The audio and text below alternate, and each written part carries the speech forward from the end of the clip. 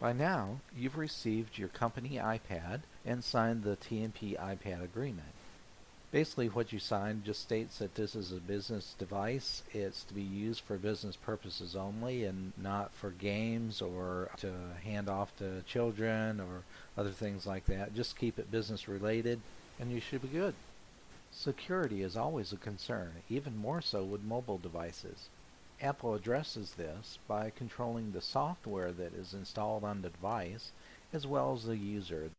These days you can get software from just about anywhere, but the one thing about your Apple is you cannot install software unless it goes through the Apple Store. This allows them to check the code to make sure it doesn't have any viruses.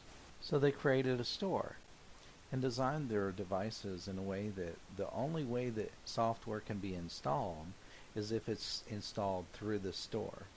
Now, one thing you have to do is you have to create an account in order to install software through that store. It's an Apple ID for the Apple Store, and there's a password that's associated with the Apple ID.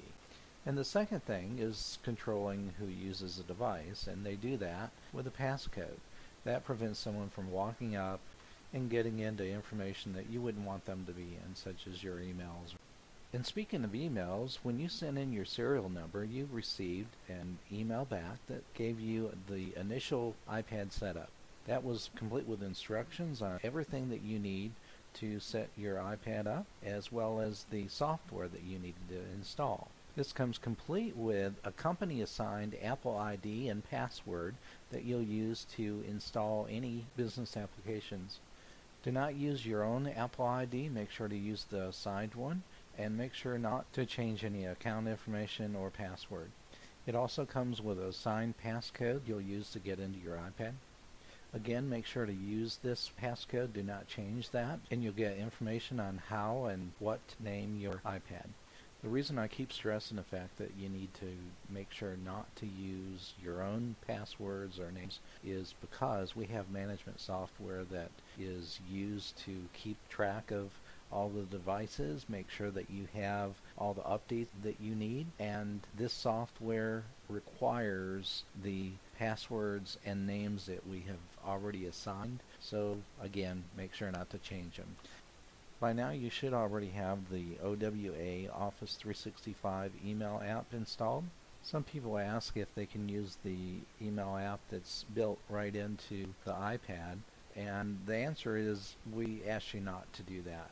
But the problem is we only support OWA, and we want to make sure that you're on an application that we support because we want to make sure that you're running at all times and keep the emails flowing in and out with no problems. The next thing to mention is Google Chrome.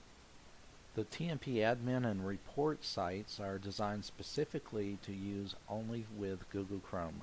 You're welcome to use the other browsers such as Safari anytime you like, but not on the admin sites or the reporting.